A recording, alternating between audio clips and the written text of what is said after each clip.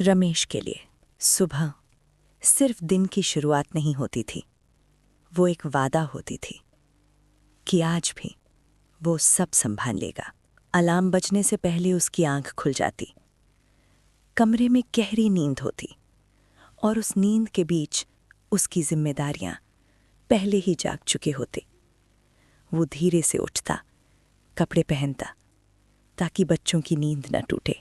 रसोई में जाकर खुद के लिए चाय बनाता, क्योंकि उसे आदत थी खुद को आखिर में रखने की। घर से निकलते वक्त वो एक पल रुकता, सोते हुए बच्चों को देखता। उनके चेहरे की मासूम शांति उसके दिल को थोड़ी ताकत दे जाती। वो मन ही मन कहता, मेरी मेहनत बेकार नहीं है। ऑफिस उसके लिए काम की जगह नहीं था, वो एक युद्ध भूमि था। वो कभी शिकायत नहीं करता, ओवरटाइम को कर्तव्य मान लेता, थकान को कमजोरी समझकर अपने भीतर दबा देता। जब लोग छुट्टी मांगते, वो काम उठा लेता, क्योंकि उसे पता था घर में कोई उसकी कमाई का इंतजार कर रहा है। उसकी जेब में पैसे कम होते थे, लेकिन उम्मीदें हमेशा भरी रहती थीं। घर में माँ की दुनिया अलग थी।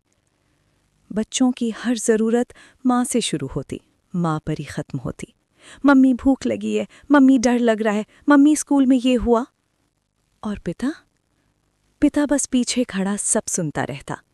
कभी वो बोलना चाहता, मगर फिर चुप हो जाता, क्योंकि उसे लगता उसकी आवाज़ इतनी ज़रूरी नहीं। जब बच्चे बीमार होते, माँ रात भर जागती। सब कहते माँ कितनी महान है।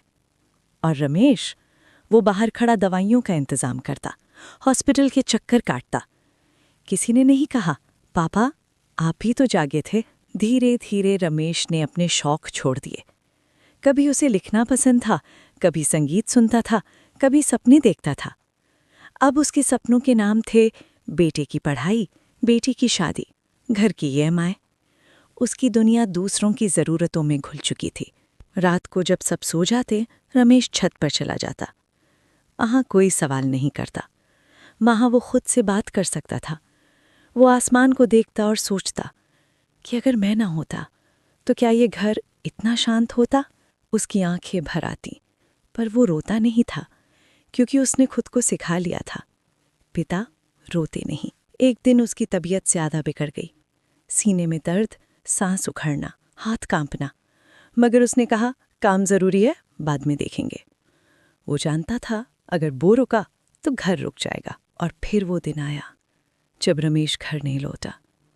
अस्पताल की सफ़ेद दीवारें उसके संघर्ष की गवाह बनी। डॉक्टर ने कहा, आप बहुत पहले आ सकते थे, अगर आपने खुद को भी थोड़ी अहमियत दी होती। उसकी आंखें बंद थीं, पर चेहरे पर वही शांति थी जो उसने कभी खुद के लिए नहीं मांगी। घर में खामोशी फैल गई।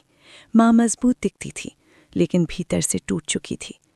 बच्चे समझदार हो रहे थे, मगर पछतावे के साथ। एक दिन अलमारी खोली गई, एक पुरानी डायरी मिली। हर पन्ने पर घर की कहानी थी, पर कहीं भी उसका नाम नहीं। आखिरी पंक्ति थी, अगर कभी बच्चे बड़े होकर पढ़ें तो बस इतना जान लें, पापा ने तुम्हें दिल से जिया था। आज बच्चे हर छोटी बात पर पिता को याद करते हैं। अब उन्हें समझ आता है, माँ ने उन्हें जीवन दिया, पिता ने उस जीवन को संभाला।